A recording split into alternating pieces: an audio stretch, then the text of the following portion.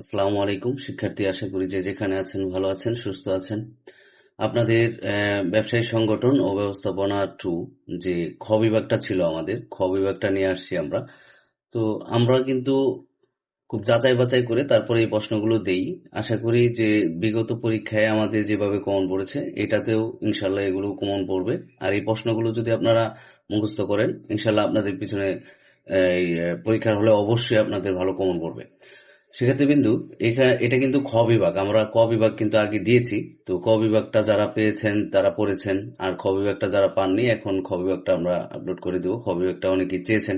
তো খ বিভাগে যেটা হবে সেটা হচ্ছে 8টা প্রশ্ন থাকবে, সেখান থেকে কিন্তু আপনাকে 8টি প্রশ্নের উত্তর দিতে হবে। সরি, 10টি প্রশ্ন থাকবে, 8টি প্রশ্নের উত্তর দিতে হবে। এখানে প্রত্যেকটা প্রশ্নের মান কিন্তু 3 করে, ঠিক আছে? আমরা যেটা করি সেটা হচ্ছে অধ্যায় ভিত্তিকে কয়েকটা প্রশ্ন দিই। এখানে 4-5টা প্রশ্ন। আপনারা যেটা করবেন সেটা হচ্ছে প্রশ্নগুলো আগে পড়বেন, তারপর উত্তরগুলো পড়বেন। সুন্দর করে আমরা উত্তরগুলো দিয়ে দিছি। উত্তরগুলো দেওয়ার কারণে আপনারা কিন্তু এখান থেকে খুব সহজে পড়তে পারবেন। আর যাদের আপনাদের সুবিধার্থে আমরা কিন্তু পিডিএফ ফাইলটাও দিয়ে দিব। সুপ্রিয় শিক্ষার্থীবৃন্দু, প্রত্যেকটা অধ্যায় থেকে 4টা-5টা করে আমরা প্রশ্ন দিয়েছি। এই প্রশ্নগুলো আপনারা একটু দেখবেন, দ্বিতীয় অধ্যায় থেকে দিয়েছি। তো আমাদের বিগত পরীক্ষাগুলোতে 100% কমন পড়েছে। তো 100% কমন পড়ার কারণে আমরা কিন্তু বলতে পারি যে এই পরীক্ষাগুলোতেও আপনার 100% কমন পড়বে। তো আপনারা যারা আমার চ্যানেলটি নতুন যুক্ত হয়েছেন, এখনো নতুন জয়েন হয়েছেন আমাদের সাথে, তারা অবশ্যই আমাদের চ্যানেলটাকে ফলো দিয়ে রাখবেন, যেন পরবর্তী ভিডিও আসলে আপনি সাথে সাথে সেই ভিডিওগুলো আপনার পেয়ে যান।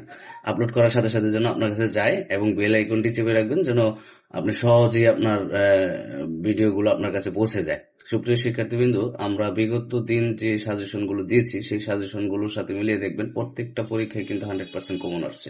তো আমরা যেটা করছি যে একদম ছোট করে যেভাবে লেখলে আপনাদের ভালো হবে, যেভাবে লেখলে আপনাদেরকে বেশি মার্ক দিবে, সেই সেই চেষ্টাগুলো করেছি। আর আমি যেভাবে প্রশ্নের উত্তর দিয়েছি, আশা করব যে আপনারা এইভাবে প্রত্যেকটা পরীক্ষার প্রশ্ন যদি উত্তর দিতে পারেন তাহলে অবশ্যই আপনাদের ভালো কিছু হবে ইনশাল্লাহ।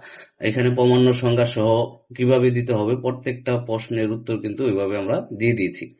সুপ্রিয় শিক্ষার্থীবৃন্দুরা, আপনারা যেটা করেন সেটা হচ্ছে যে প্রশ্ন না পড়ে যায়, একটা প্রশ্ন কিন্তু অথবা 3-4টা থাকে, আপনারা প্রশ্ন না পড়ে উত্তর পড়ে যান। হ্যাঁ, উত্তর পড়ে গেলে কিন্তু আপনাদের মনে করেন যে সমস্যা হবে, কারণ আপনারা বুঝতে পারেন না যে কোন প্রশ্নটা আসছে আর কোন প্রশ্নটার আপনি উত্তর এখন অ্যান্সার করবেন।